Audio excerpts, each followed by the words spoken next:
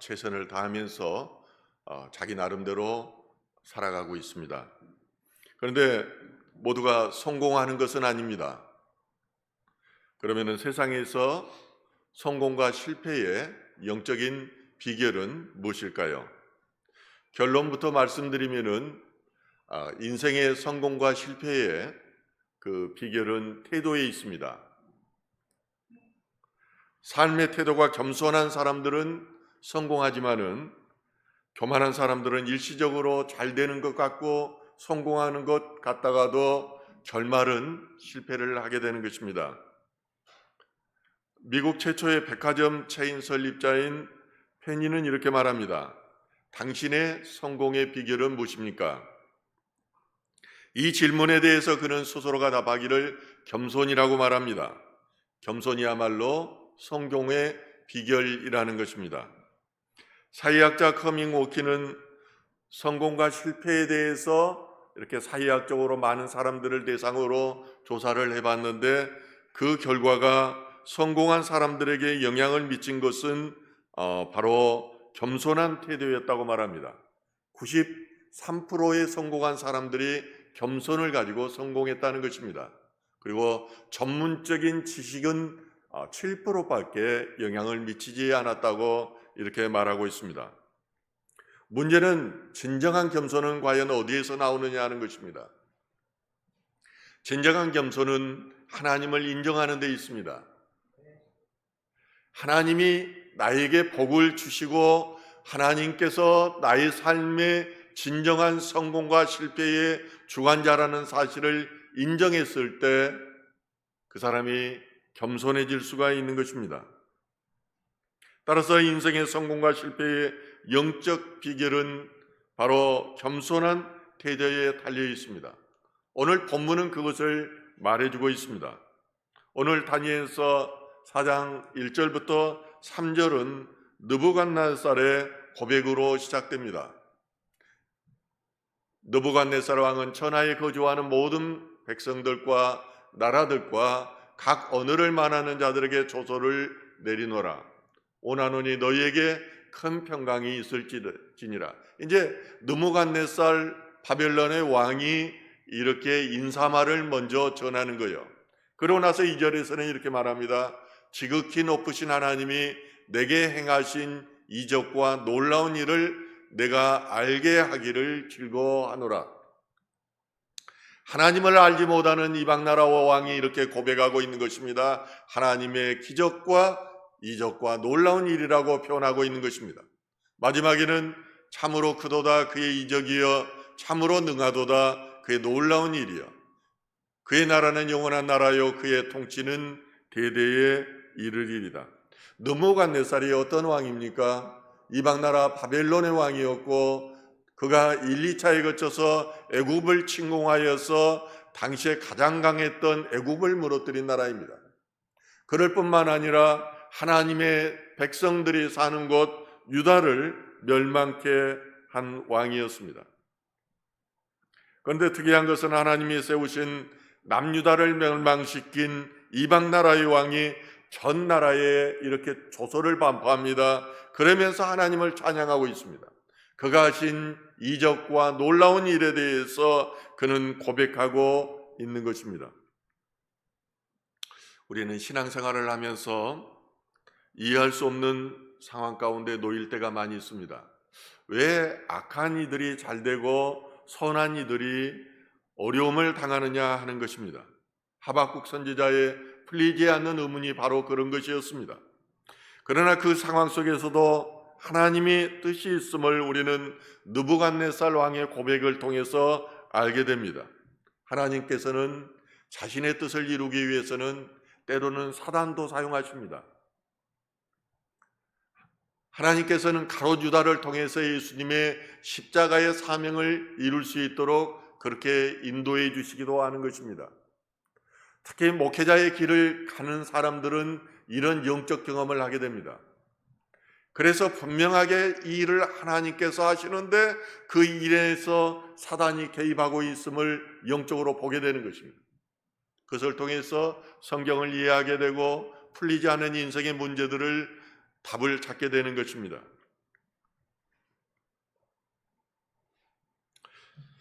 그런데 중요한 것은 그 상황을 만드시는 일도 하나님이시오, 이 상황을 인도하시는 이도 하나님이시라는 점입니다. 그러므로 인간이, 피조물인 인간이 할 수 있는 최선의 신앙적인 삶의 자세는 오직 믿음입니다. 믿음으로 그 상황을 바라보고, 믿음으로 그 상황을 헤쳐나가고, 믿음으로 그 상황 가운데서 승리해야 하는 것입니다. 바벨론 1차 침공 때 포로로 잡혀간 인물 중에 다니엘이라는 인물이 있었습니다. 그리고 그 세 친구가 있었습니다. 그들은 하나님의 뜻을 정하여서 이방 나라 왕의 음식과 그리고 포도주를 마시지 않았습니다. 한번 생각해 보십시오.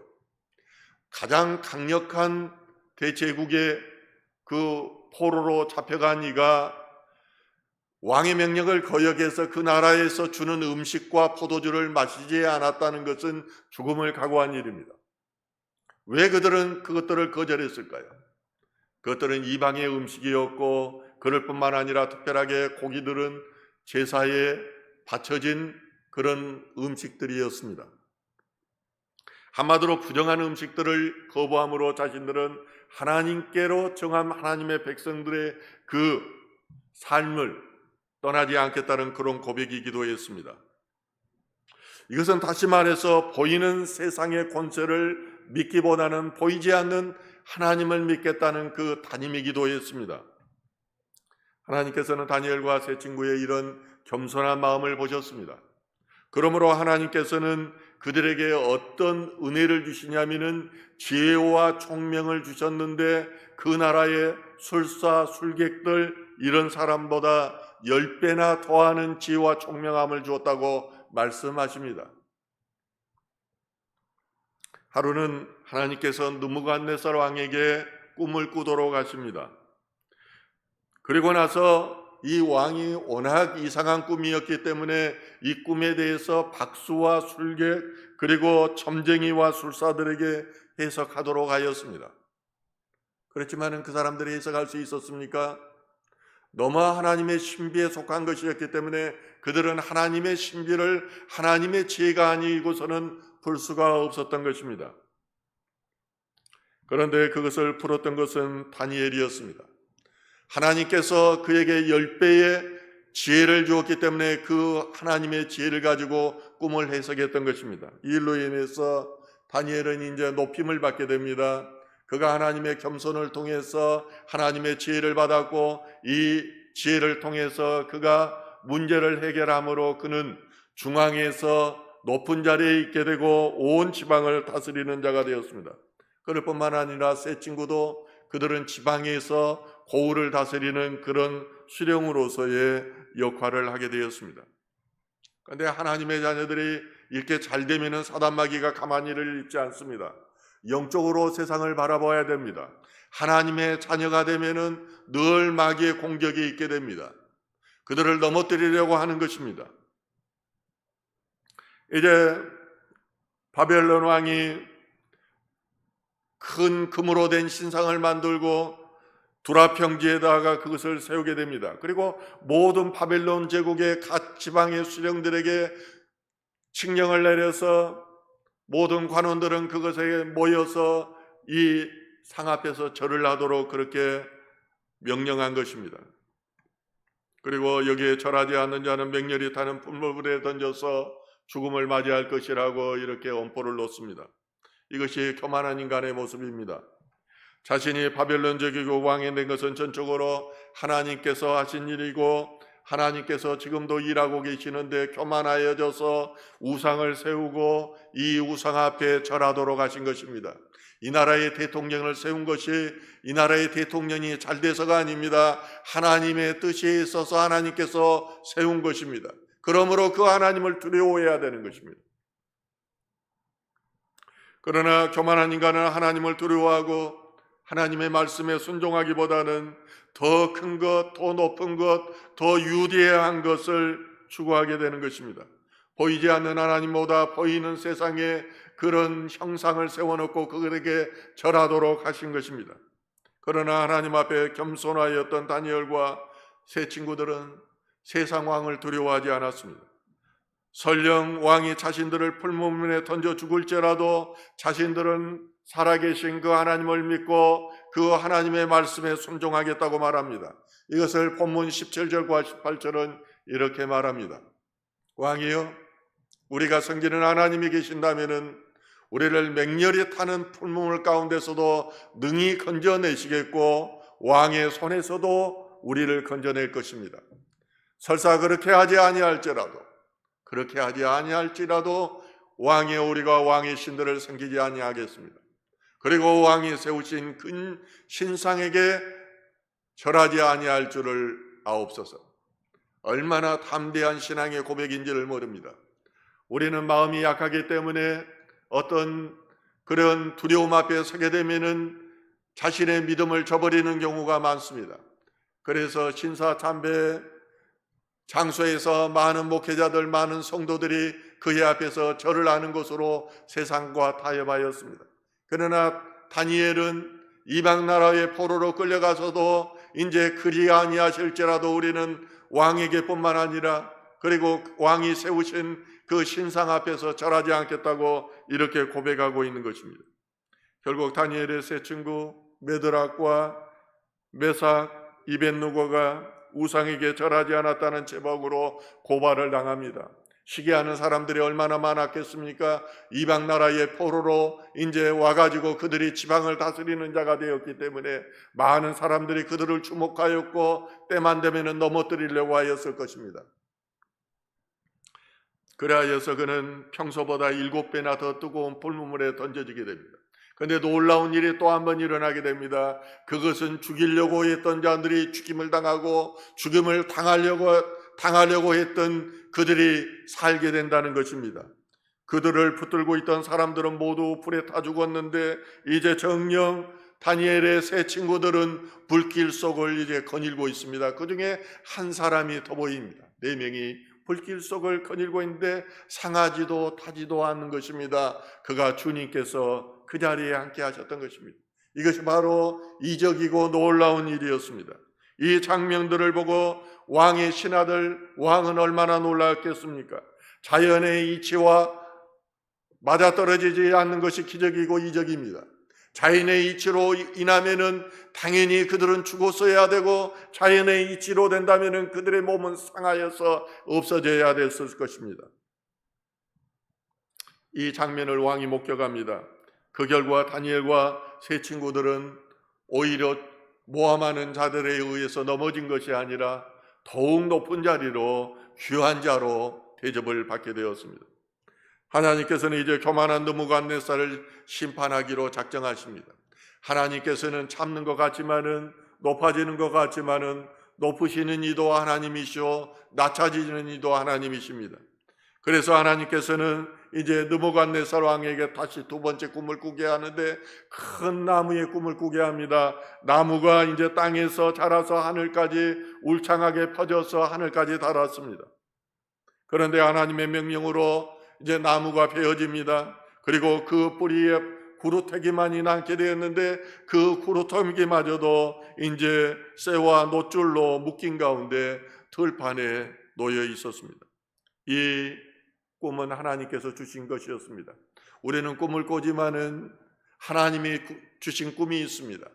그리고 마귀가 주는 꿈이 있습니다. 하나님이 주신 꿈은 평생을 가도 잊혀지지가 않습니다.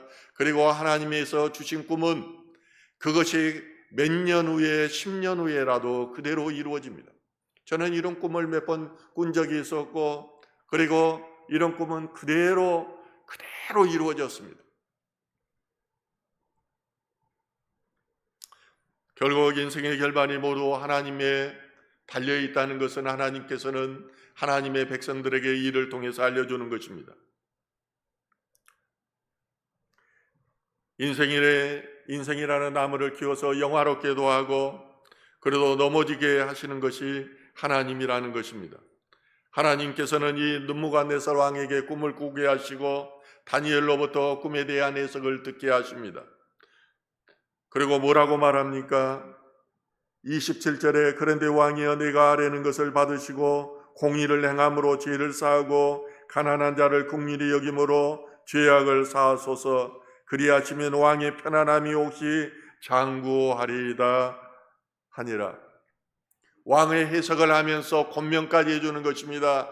당신이 하나님께서 앞으로 그런 일이 당신 앞에 있어질지인데 당신이 회개하여서 가난한 사람을 긍휼히 여기고 자신의 선정을 베풀고 또 그들에게 가진 것을 나누어 줌으로써 하나님으로부터 당신이 죄를 사하심을 얻을지 누가 알겠습니까? 권면을 하였음에도 불구하고 그는 이 권면을 듣지를 않습니다. 그러므로 어느 날 하나님께서 느부갓네살 왕에게 이렇게 말합니다. 그 꿈이 이루어질 것을 하나님께서 계획하게 하는 것입니다. 다니엘서 4장 30절에서는 왕이 말하는 것을 기록하고 있습니다. 나 왕이 말하여 이르되 이 큰 바벨론은 내가 능력과 권세로 건설하여 나의 도성으로 삼고 이것으로 내 위엄의 영광을 나타낸 것이 아니냐 하였더니, 왕은 왕궁의 지붕을 거닐다가 바벨 그 도성의 영화로움을 보게 됩니다. 그러면서 스스로가 도취되어서 말하기를 이 큰 바벨론은 내 능력으로 내 권세로 건설하였다는 것입니다. 그것이 자신의 위엄과 영광을 나타내고 있다고 말하고 있는 것입니다. 이러한 태도가 이 느부갓네살 왕의 교만을 말해주고 있습니다. 그러자 느부갓네살 왕의 말이 떨어지기다 무섭게 즉각적으로 하늘에서 음성이 들려오는데 뭐라고 말합니까? 느부갓네살 왕아, 내게 말하노니 나라의 왕위가 내게서 떠났느니라. 내가 사람에게 쫓겨나서 들짐승과 함께 살면서 소처럼 풀을 먹을 것이요 이와 같이 7대를 지내서 지극히 높으신 이가 사람의 나라를 다스리시며 자기의 뜻대로 그것을 누구에게든지 주시는 줄을 알기까지 이르리라. 한번 보십시오. 꿈이 그대로 이루어집니다. 또 다니엘을 통해서 그 꿈에 대해서 해석까지도 해주었는데 해석대로 이루어지게 되는 것입니다. 이 말씀을 들은 느부갓네살이 어떻게 됩니까? 정신병이 들렸습니다. 그래서 정신병이 들으니까 왕을 유지할 수 없고 폐위가 되어서 7년 동안 들판에 버려져서 동물처럼 살았습니다. 하나님의 말씀대로 사람에게서 쫓겨나게 된 것입니다. 들짐승과 함께 살면서 소처럼 풀을 먹으면서 들판에서 7년간을 보내게 된 것입니다.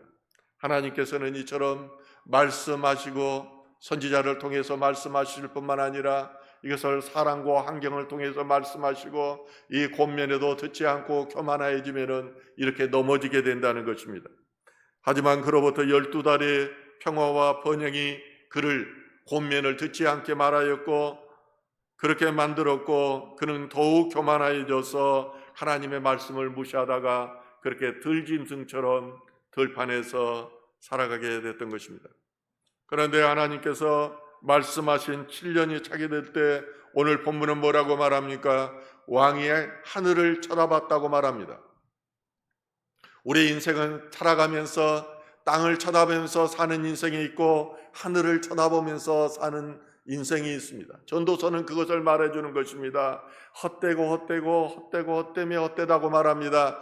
땅을 쳐다보는 인생은 헛되다는 것입니다.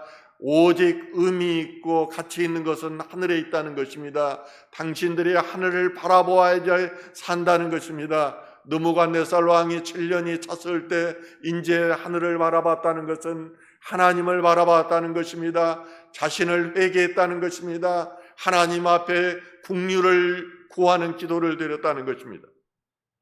그러자 어떻게 해야 합니까? 그러자 놀랍게도 하나님께서 주시는 지혜와 총명이 그에게 다시 이르렀습니다. 그가 다시 정신병으로부터 회복하게 되었다는 것입니다. 다니엘서 4장 34절과 35절은 이렇게 말합니다. 이에 내가 지극히 높으신 이에게 감사하며 영생하시는 이를 찬양하고 경배하였나니 그 권세는 영영한 권세요 그 나라는 대대에 이르느니라. 우리는 지금 본문 말씀을 통해서 하나님께서 인생을 주관하시는 것을 말씀해 주고 있습니다. 우리가 하늘을 바라보고 하나님 앞에 회개하며 나갔을 때 하나님께서 회복시켜 준다는 것입니다. 땅의 모든 사람들을 없는 것 같이 여기시며 하늘의 군대에든지 땅의 사람에게든지 그는 자기 뜻대로 행하시나니, 지금은 느부갓네살 왕이 고백하고 있는 것입니다. 자기는 영화를 가져보기도 하고 비참한 상태에 놓여보기도 하였는데, 그러면서 깨달은 것은 무엇이냐면은 하나님께서 이것을 완전히 주관하신다는 사람입니다. 그러므로 그의 손을 금하든지 혹시 이르기를 내가 무엇이 하느냐고 할 자가 아무도 없다는 것입니다. 내가 잘났다고, 내 능력으로 이렇게 되었다고 말할 수가 없다는 것입니다. 저는 인생을 살아보면서 제가 내린 결론이 바로 그것입니다. 인생은 내가 하는 것이 아니라 전적으로 하나님이 하신다는 것입니다. 이것은 느부갓네살의 고백일 뿐만 아니라 저의 고백이기도 하는 것입니다. 그러므로 다니엘서 5장 37절은 계속해서 말을 합니다. 그러므로 지금 나 느부갓네살은 하늘의 왕을 찬양하며 칭송하며 경배하노니 그의 일이 다 진실하고 그의 행하심이 의로우심으로 교만하게 행하는 자는 그가 능히 낮추십니다. 하나님께서는 이렇게 쳐서 교만한 자를 낮추십니다. 자기의 힘으로 잘났다고 교만한 자들이 마지막에 넘어진 것을 얼마나 우리는 많이 봅니까? 돈이 많다고 죄를 짓고 여러 부인을 거느리고 배다른 자녀들을 거느렸던 그런 사람이 마지막 죽을 때는 짐승처럼 울부짖며 죽었던 사람의 고백을 저는 들은 적이 있어요. 오늘날도 이제 자신이 가진 수많은 재산을 경찰 선결을 위해서 쓰며 회개하겠다고 고백하는 이도 있습니다. 살아보니까 마지막을 물죄를 하나님 앞에 쓰므로 자기의 죄를 회개하며 하나님 앞에 나가겠다고 고백하는 것입니다. 잠언서 16장 18절은 말하기를 교만은 패망의 선봉이요 거만한 마음은 넘어짐의 앞잡이라고 말합니다. 교만은 패망 앞에 서 있다는 것입니다. 교만하면 뒤비어 패망이 온다는 것입니다. 이 말씀은 지혜의 왕 솔로몬이 젊은 청년들에게 교훈한 것입니다. 하나님을 겸행하는 것이 지혜의 견본이며 하나님 앞에 겸손할 때 그의 삶이 성공하고 번창한다고 그렇게 가르치고 있습니다. 하나님의 말씀을 저버리고 우상을 따라서 그리고 재물을 따라서 살면은 그는 반드시 멸망하게 된다는 것입니다. 인생을 성공해봤고 많은 것을 가져봤고 그러함에도 불구하고 인생이 헛되고 헛되다는 것을 가장 처절하게 깨달았던 솔로몬이 우리에게 주는 교훈이라는 것입니다. 하나님을 경외하며 하나님 앞에 겸손했던 다니엘과 세 친구들은 그들이 포로의 상황 가운데서도 겸손하였기 때문에 인생을 하나님 앞에 걸었기 때문에 그들은 성공할 수가 있었습니다. 그리고 고난 가운데서도 이기고 일어날 수가 있었습니다. 성경은 주로 그것에 대해서 끊임없이 교훈하고 있습니다. 그러나 우리가 그것을 믿지 않을 뿐입니다. 그 말씀 앞에 나를 무릎 꿇지 않기 때문에 우리는 상황이 변화되지가 않는 것입니다. 교만은 이 세상에 들어온 첫 번째 죄입니다. 그러나 그 교만은 우리가 마지막까지 정복되어야 될 죄이기도 합니다. 왜냐하면 우리는 세상을 살면서 큰 것, 위대한 것, 높은 것을 취하라고 마귀로부터 끊임없이 유혹을 받기 때문입니다. 하나님은 교만한 사람을 가장 미워하시고 심판하십니다. 그래서 우리는 하나님 앞에 마음을 낮춰야 합니다. 낮은 마음을 가져야 됩니다. 그래서 마태복음 23장 12절은 말하기를 누구든지 자기를 높이는 자는 낮아지고 누구든지 자기를 낮추는 자는 높아지리라고 말씀하시는 것입니다. 이것이 하나님 나라의 법칙입니다. 세상 나라는 높아짐으로써 그가 대우받고 세상 사람들로부터 영광받지만은 하나님 나라 백성들은 그렇게 살아서는 안 된다는 것입니다. 하나님 나라를 소유하기 위해서는 너희가 낮아져야 된다는 것입니다. 겸손한 나라, 겸손한 사람, 겸손한 교회는 발전하고 성장하지만은 그리고 마지막에는 그런 사람들이 승리한다는 것입니다. 여러분들 어떤 교회 가면은 교만한 사람들이 있습니다. 장로들도 교만하여져서 조그만 교회 목사들은 우습게 알기도 합니다. 어떤 부자 그런 교회 한번 나가보십시오. 자리도 비켜주지 않아요. 가지지 않는 자들, 낮은 자들을 우습게 알고, 그래도 그 부자들을 바라보며 수천 명이 몰려와요. 그런 교회들은요. 그러나 하나님은 결코 이런 모습을 기뻐하지 않습니다. 순간적으로는 그것들이 성공한 것처럼 보이고 위대하고 큰 것처럼 보이지만 하나님 나라에서는 그들이 겪고 하나님께서 높여주지 않는다는 것입니다. 야고보서 4장 6절은 말하기를 하나님이 교만한 자를 물리치시고 겸손한 자에게 은혜를 주신다고 말하는 것입니다. 겸손한 사람은 감사합니다.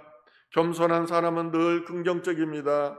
그리고 하나님의 은혜 가운데 살기 때문에 기뻐하는 삶을 살게 되는 것입니다.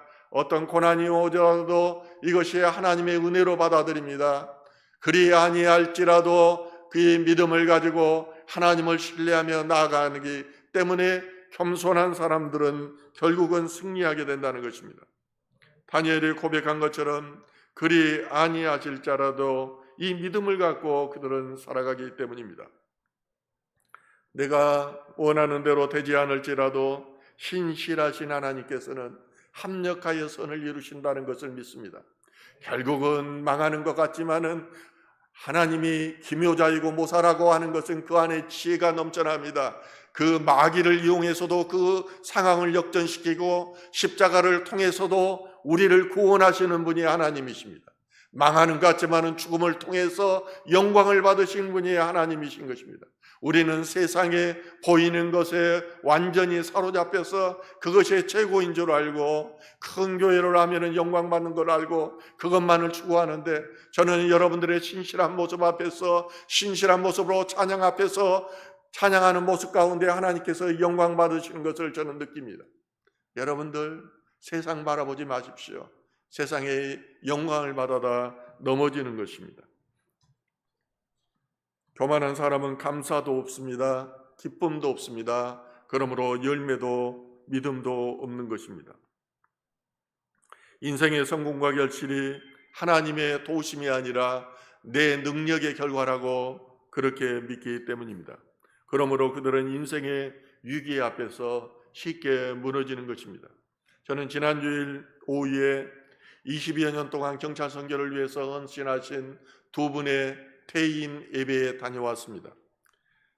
그저만 목사님은 지금까지 32개의 교회를 개척하셨고 퇴임을 앞두고 이제 탄자니아의 교회에 또 개척하신 분입니다.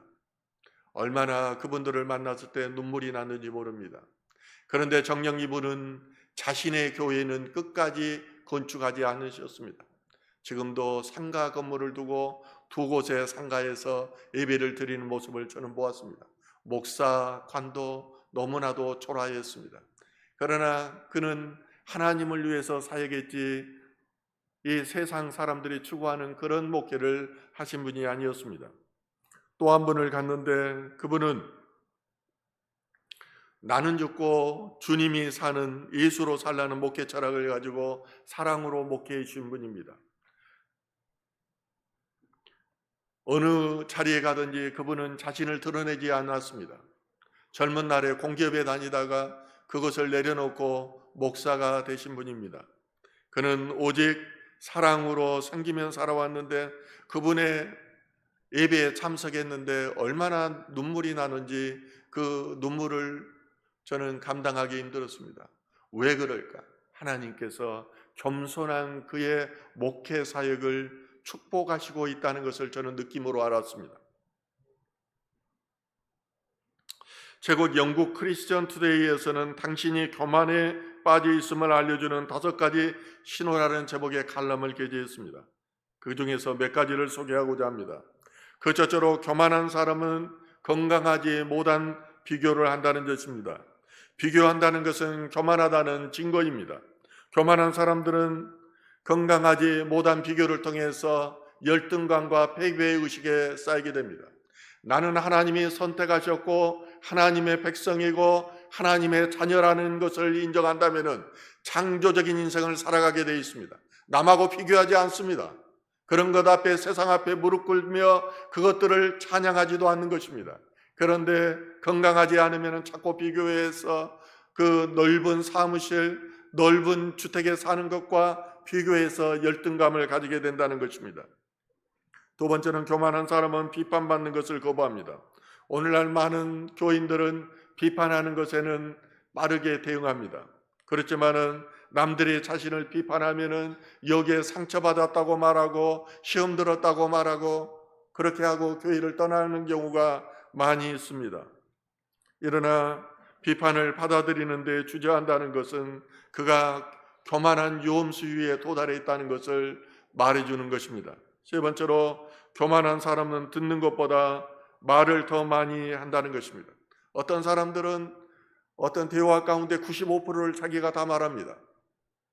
오늘날도 이 나라가 소통이 없는 것은 지도자들이 혼자 다 말하고 혼자 떠들고 있기 때문입니다.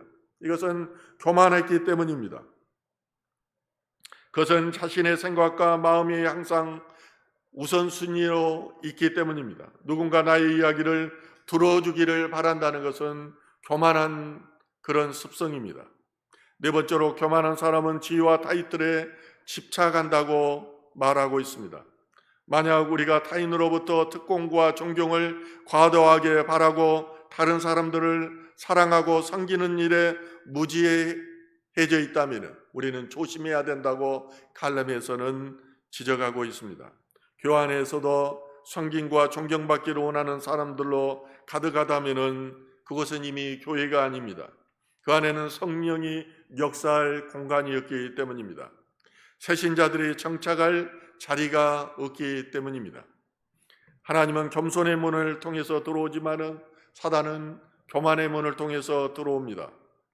교만은 신앙생활에 있어서 가장 큰 적이고 숙제입니다. 그러므로 마귀가 두려워하는 것은 오직 겸손이고 하나님이 가장 미워하는 것이 교만인 것입니다. 예수의 죽음을 요청한 사람들도 이방인이 아니었습니다. 그들은 하나님을 가장 사랑한다고 말하는 종교 지도자들이었습니다. 그들은 자신이 의롭다고 생각했고 천국을 소유한 자로 여겼기 때문에 그들은 교만했습니다. 그러나 로마 군대의 그 백부장이라는 사람들은 이방인이었음에도 불구하고 주님을 하나님의 아들이라고 고백합니다. 이러한 고백이야말로 하나님 앞에 겸손한 진실한 태도인 것입니다. 교만한 사람들의 가슴에는 하나님의 역사하실 수가 없습니다. 그래서 때때로 하나님은 우리를 깨뜨립니다. 교만한 마음을 깨뜨려서 부드러운 마음으로 만드시는 것입니다. 고난을 통해서 고통스럽지만은 우리를 다스리는 것입니다. 하나님, 나를 다스려 주십시오. 내가 하나님이 기뻐하시는 사람이 되기를 원합니다. 이런 기도를 우리는 드려야 됩니다. 이 고통 속에서 일어나는 사람, 그가 바로 믿음의 사람이고 인내의 사람이고 지혜의 사람인 것입니다. 이것이 바로 깨어짐의 영성인 것입니다. 인생의 성공과 실패는 바로 겸손과 교만에 있습니다. 어떤 상황 가운데서도 하나님을 경외하며 하나님의 말씀대로 살기를 다짐했던 다니엘과 세 친구들은 이 땅에서뿐만 아니라 하나님 나라에서 형통한 자로 다스리는 자로 살게 될 것입니다. 그러나 느부갓네살은 하나님을 경험하였어도 불구하고 자신의 힘으로 왕국을 다스린다고 생각하기 때문에 짐승과 같이 그는 비참한 삶을 경험하여야만 했습니다.